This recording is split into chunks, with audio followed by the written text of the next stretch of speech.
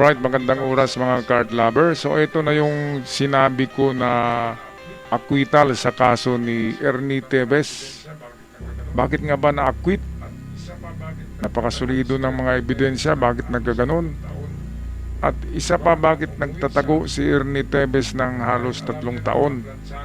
Diba? At nang umuwi siya, ay dahil alam niya na naplansyado na lahat ang kaso niya, wala nang gusot. Salamat daw kay Topacio na pagagaling na attorney. Kaya kung meron kayong gusot dyan, Topacio ang hanapin nyo. Magaling pala magplansaya ng gusot.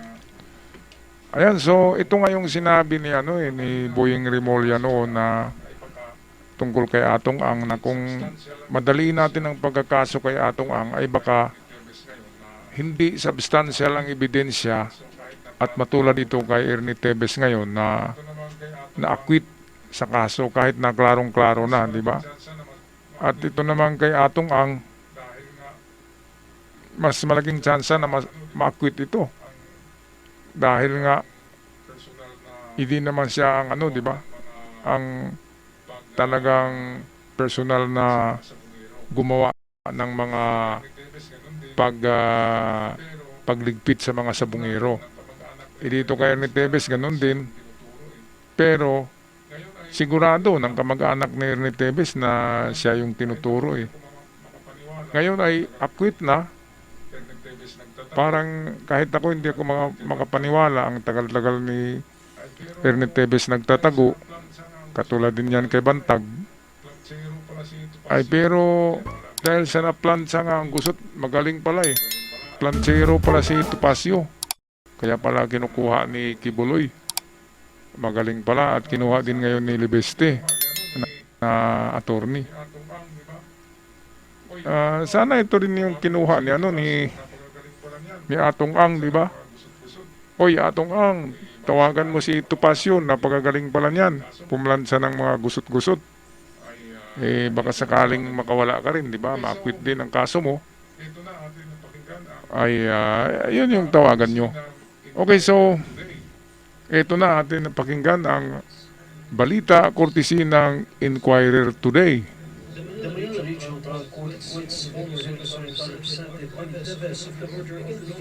The Manila Regional Trial Court acquits former Negros Oriental Representative Arnie Tevez of the murder of Miguel Lopez Dungog and 2 others. Dungog is a former provincial board member of Negros Oriental's 3rd District. In an order dated January 5 but made public Okay, so Friday, January siguro ang saya-saya 16, ni the Manila Ernie Court Tevez ngayon, grants the demurrer to evidence sa submitted by panahon na to, Tevez. at siguro yung pamilya ng mga Digamo ngayon ay takot na dahil nga kilala nila kung sino yung si Ernie Tevez. Di ba kaya napakadelikado yung siyempre sabi ng karamihan, re-risk back daw yung si Ernie Tevez. Hindi ako nagsabi niyan narinig natin sa mga na baka ririsbakan daw yung nagkakaso sa kanya. May pagka-bad boy nga eh. Kaya namimiligro yung mga naiwan ni Digamo kung ganon.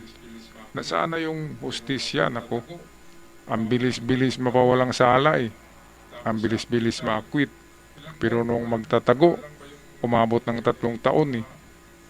Tapos sa acquittal, ilang buwan pa ba lang ba yung pag-uwi niya dito? Mga 4 na buwan lang yata, tapos acquit na. Bilis-bilis naman. Grabe naman ang ating Supreme Court. Yun nga yung sabi ni Atong Ang, nahawak niyang Supreme Court eh. At hawak daw din ni Digong. Kaya madali lang daw ang mga kaso na yan plansahin. Ay nako, hustisya nasaan? Kaya ito, nako, ay kinabahan na ngayon ng mga Digamo kasi ito na-acquit na eh. Siyempre uuwi yan, magkita-kit sila doon sa lugar nila, mga kababayan. So anong masasabi nyo dito? Okay, tapusin natin ang video.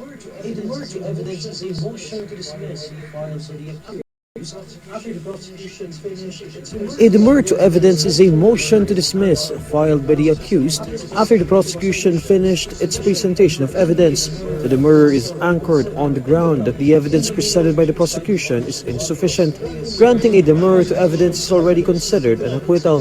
In the ruling, presiding judge Eduardo Ramon Reyes says the Ito yung prosecution's mahirap sa evidence mga is legally judges, no? insufficient to Ng sustain a kaso. conviction Kasi even if bigla lang left sinabi unrebutted. insufficient daw yung mga ebidensya.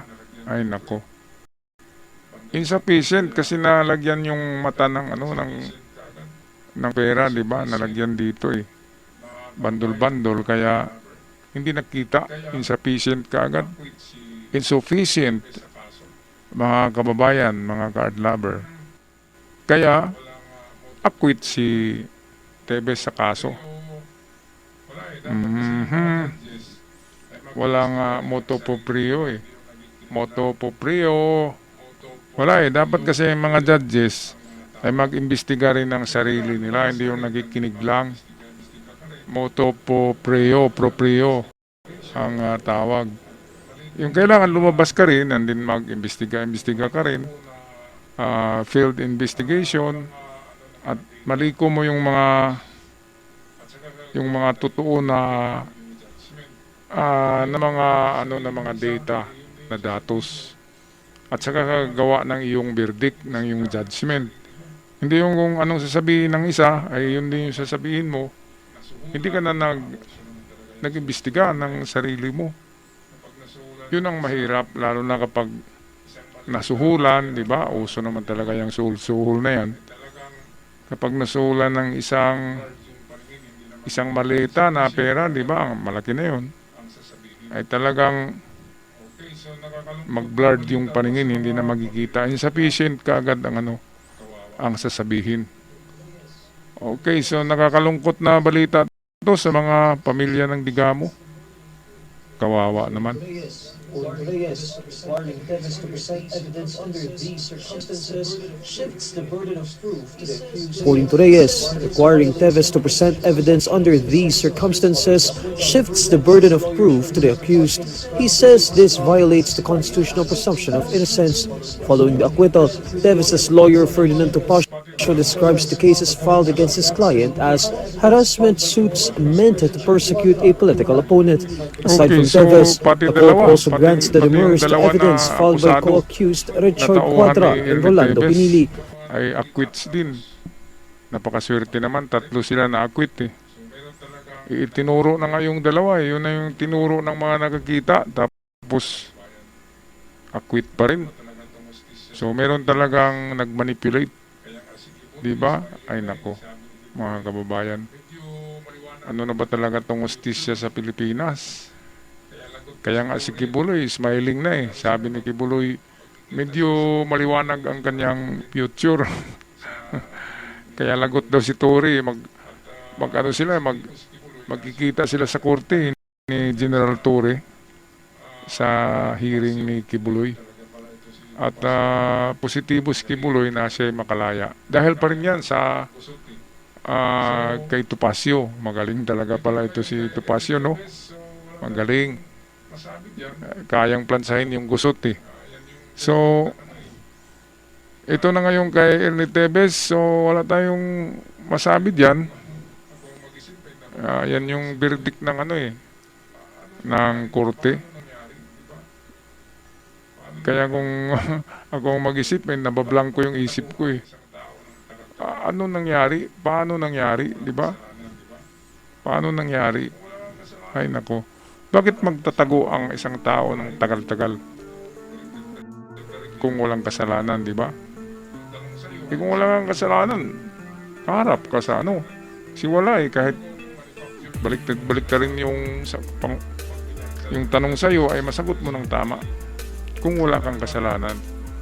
Pero kung manufactured lang yung mga sinasabi mo, pag binaliktad-baliktad cross-examination ay talagang papaltos ka sa sagot. Kaya sa pagtatago pa lamang, malalaman mo na may kasalanan eh. Yun ang sabi ng karamihan. Nag-iko lang ako, iko lang. Okay mga kababayan, mga ka-art lover, kayo ba'y sang-ayon sa acquittal ni Ernie Tevez? Pag-comment sa ating comment section. Ako'y magpapaalam na. Love and peace, not war, at hanggang sa muli.